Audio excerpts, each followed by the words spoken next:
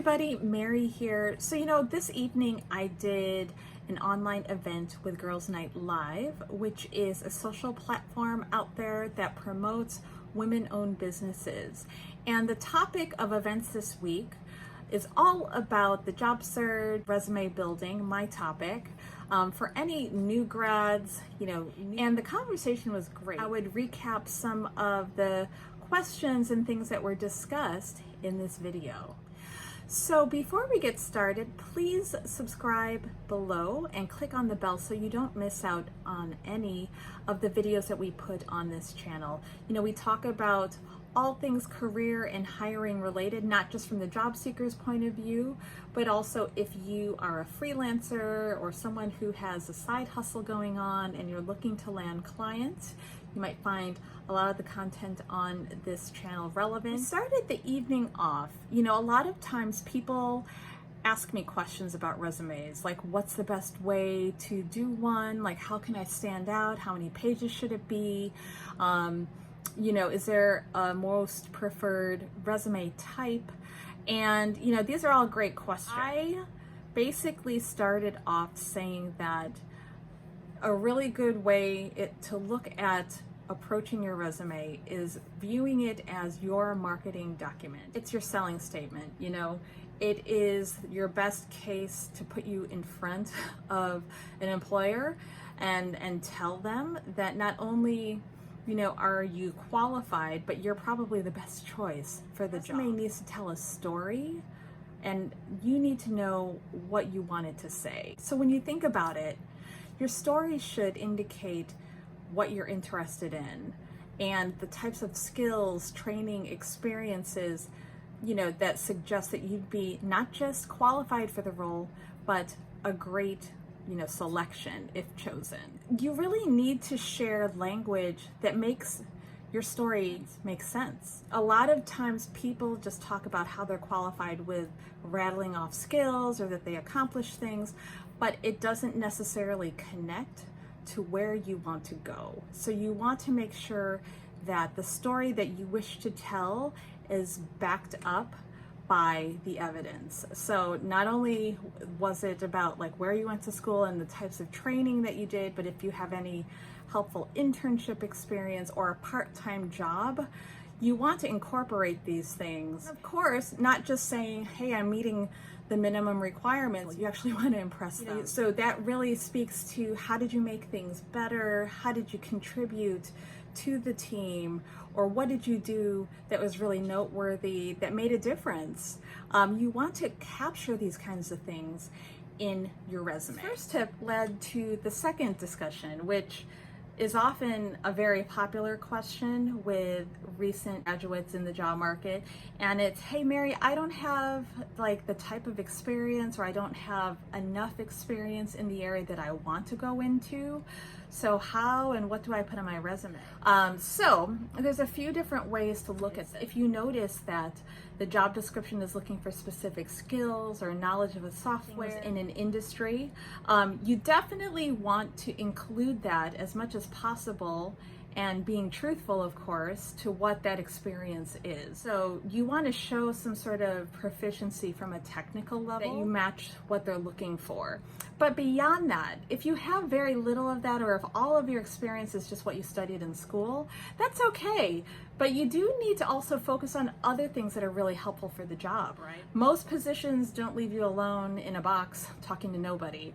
There are a lot of other things like soft skills that are incredibly important to a job. So you want to talk about those kind of qualities. You also want to talk about things that speak to your commitment to finishing and seeing things through successfully.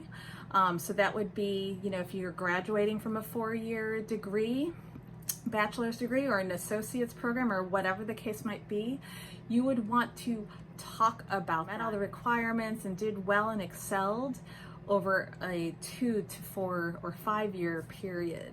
These are some things that you can easily go back and really think about. What else do I bring to the table? What else from my experiences show that I'm reliable and, you know, I would be a good person to have on a team.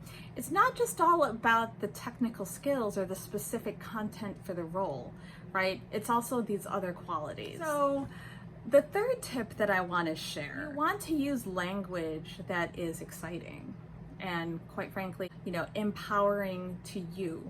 And not only just that, you need to show that you are current tools and software and other things that are used today in that industry position. So a best way to find this out is looking at the job description, what this role will be doing. If there's specific mention of things that you need to know, be it from a software perspective or, you know, from not, it could be like, you know, you need to have 2 years of negotiation experience, whatever the case might be, or you must be fluent in Spanish. You know, you need to hone in on what is required for the role. Some of these job descriptions do have preferred skills, so you want to look at that and see if you have that as well.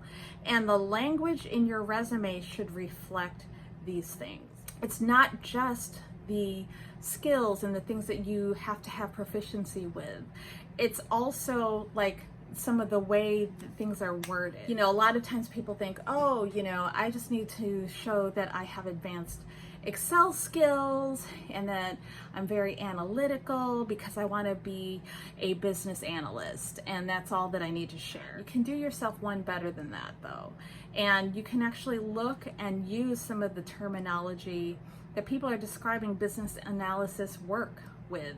So, you know, if you are a business analyst, in many cases, it's not just analyzing problems, but you are defining requirements, you're identifying gaps, you are meeting with the client to develop the business, or, you know, meeting with subject matter experts on understanding the workflow and really, you know, working together to identify things to streamline. You want to use a healthy dose of the jargon that people are going to use in those kind of roles. It's much more than just saying, hey, I know Python. It's much more than just that. You actually also have to look at the language and how people are referring to core skills and actions for that role and integrate that powerfully in your resume.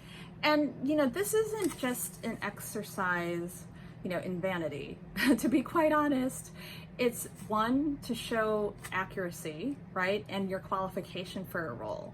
But also, in our online chat that we had this evening, we talked about, you know, just modern technology. So after you apply online, job seekers may not realize, or they've heard that there's an algorithm that might rank people against others in the applicant pool. And this is absolutely true. Softwares today do have, you know, ranking methodology applied to applications that are coming in based off of what they're screening in the resumes, as well as how you might be answering online questionnaires. So the more that you can show and integrate language truthfully that reflects the skill and the knowledge that you have, the better. And it's not just, again, just knowing what the buzzwords are, or the skills, but really doing a good job of understanding what the role is and incorporating that into, you know, what your presentation is about you and your background.